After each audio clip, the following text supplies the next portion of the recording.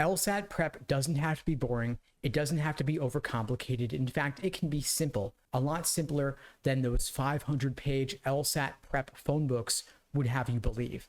Back when I was studying for the LSAT, I found those textbooks so boring, I could barely get through a single chapter in one sitting without motivating myself by dangling the carrot of watching an episode of my favorite TV show at the end of every single chapter.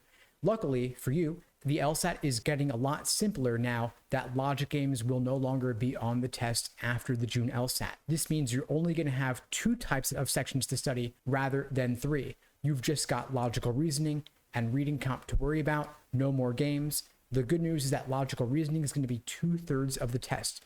So I'm going to recommend, to keep things simple for you, start off by focusing on mastering logical reasoning.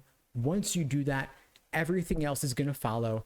Any gains you make in your understanding of logical reasoning will be doubled because it'll be 2/3 of the test. And luckily, there is a lot of overlap between logical reasoning and reading comp. There are a lot of similarities between the 2 sections.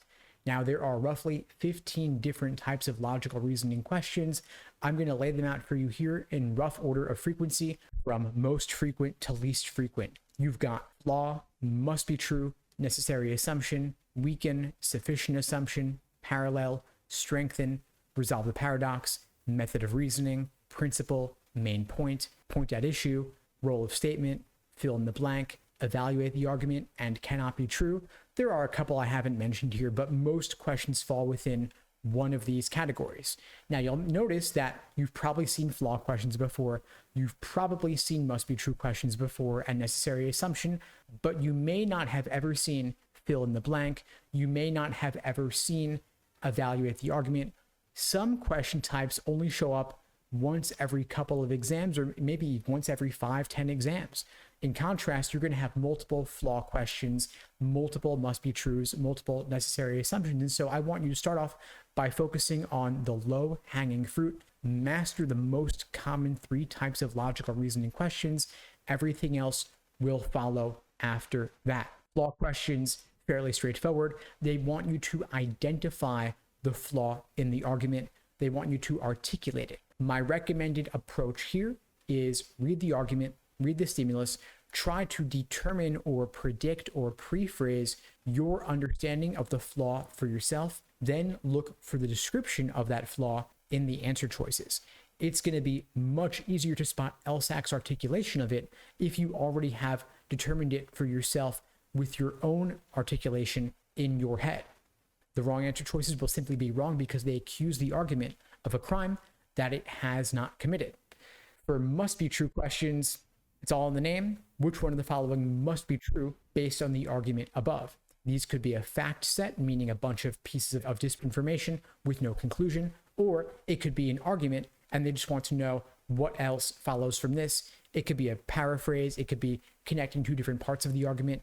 It may only relate to one part of the argument, but of course, we are not opening the door to any new information at all. Some of these are formal logic, where you may want a diagram. However, most of them are not. Then finally, you've got necessary assumption questions, not to be confused with sufficient assumption questions. Necessary assumption questions will contain words and phrases in the question stem synonymous with necessity, like depends upon, requires, and assumes. Note that you are not looking for any new information here.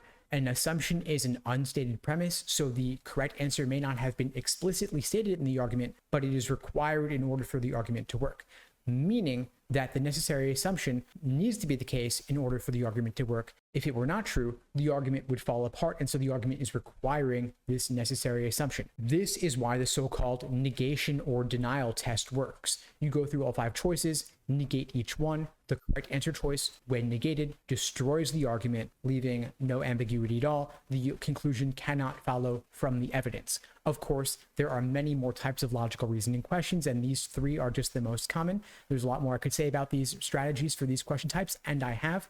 At LSAT Unplugged, of course, we cover all 15 or so different types of logical reasoning questions, as well as, of course, reading comprehension in depth in our programs. If you're looking to score 170 or above on the LSAT this fall or beyond, you can check out the links below the video to find out more and to book a call with me and my team.